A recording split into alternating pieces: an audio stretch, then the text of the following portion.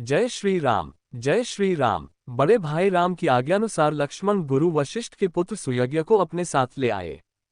राम और सीता ने अत्यंत श्रद्धा के साथ उनकी प्रदक्षिणा की।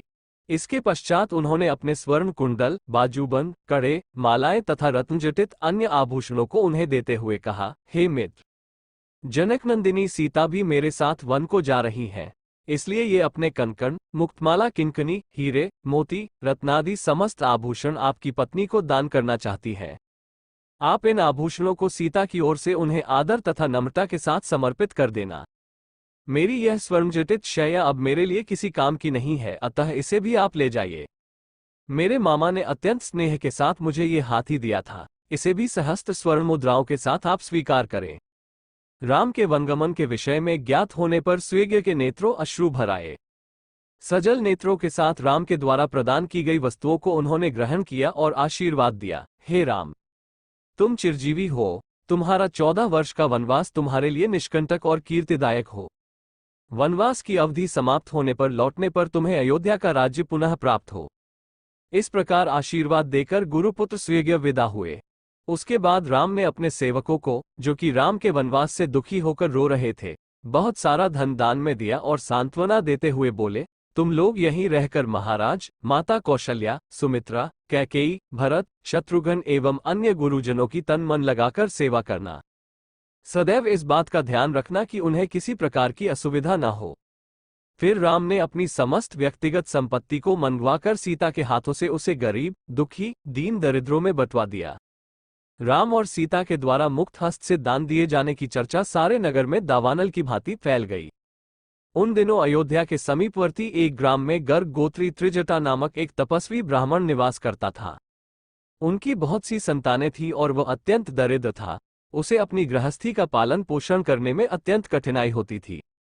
राम के द्वारा किए जाने वाले दान की चर्चा सुनकर उसकी पत्नी ने उनसे कहा, हे स्वामी, आपको भी ज्ञात हुआ होगा कि अयोध्या के ज्येष्ठ राजकुमार श्री रामचंद्र जी अपना सर्वस्व दान में वितरित कर रहे हैं।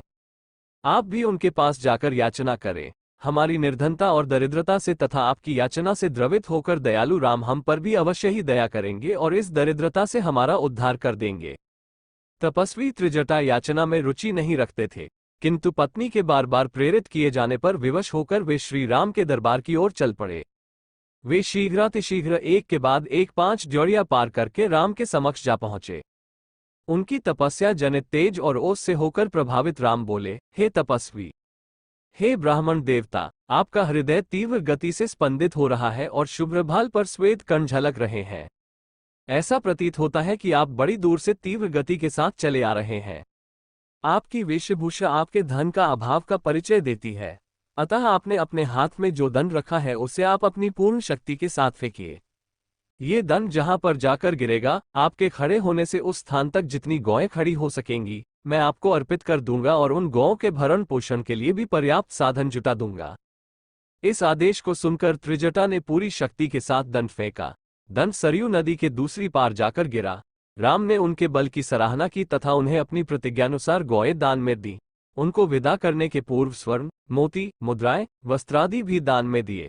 इस प्रकार अपनी असंख्य धनराशि का दान कर सबको संतुष्ट करने के पश्चात वे सीता और लक्ष्मण के साथ पिता के दर्शनों के लिए चले गए। सुमंत राजा दशरथ के कक्ष में पहुंचे।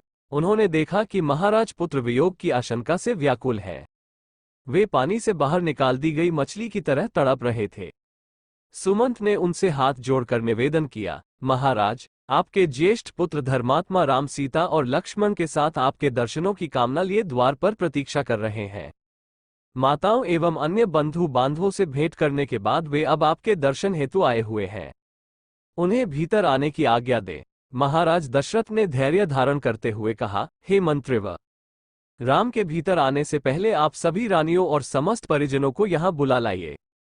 ये तो निश्चित हो चुका है कि राम वनगमन करेंगे ही। मुझे ये भी ज्ञात है कि राम के वियोग में मेरी मृत्यु भी अवश्य संभावी है। अतः मैं चाहता हूं कि इन दोनों महान घटनाओं को देखने हेतु मेरा समस्त परिवार यहां उपस्थित रहे। सुमंत ने महाराज की आज्ञानुसार सभी रानियों तथा परिजनों को वहां बुलवा लिया। उसके पश्चात राम, सीता तथा लक्ष्मण को भी महाराज के पास ले आए। हाथ जोड़े हुए राम वहां पर उपस्थित अपने पिता और माताओं की ओर बढ़े। राम को इस प्रकार अपनी ओर आता देख महाराज दशरथ उन्हें हृदय से लगाने की अभिलाषा से अपने आसन से उठ खड़े हुए, किंतु अत्यधिक शोक तथा दुर्बल होने के कारण वे केवल एक पग बढ़ाते ही मूर्छित होकर गिर पड़े। पिता की ऐसी दशा देखकर राम और लक्ष्मण ने तत्काल उन्हें सहारा देकर पलंग पर लिटा दिया।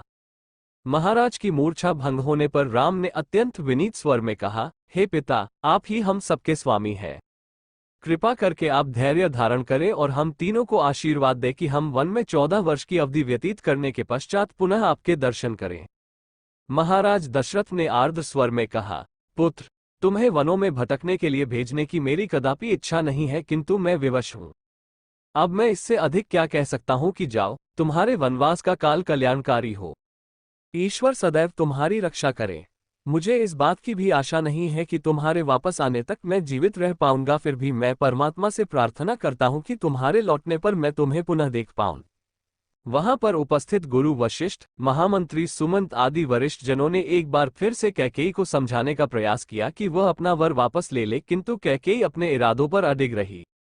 महाराज दशरथ की इच्छा थी कि राम के साथ चतुरंगिनी सेना और अन्न धन का कोष भेजने की व्यवस्था हो, किंतु राम ने विनयपूर्वक उनकी इस इच्छा को अस्वीकार कर दिया। अंत में महाराज ने सुमंत को आदेश दिया, हे मंत्रिव, आप स्वयं उत्तम घोड़ों से जुता हुआ रथ ले आए और इन सबको देश की सीमा से बाहर तक छोड़े। इतना कहते ही कर राजा विह्वल होकर रोने लगे। सुमंत तत्काल ही महाराज की आज्ञा का पालन करने के लिए निकल पड़े। जय श्री राम, जय श्री राम।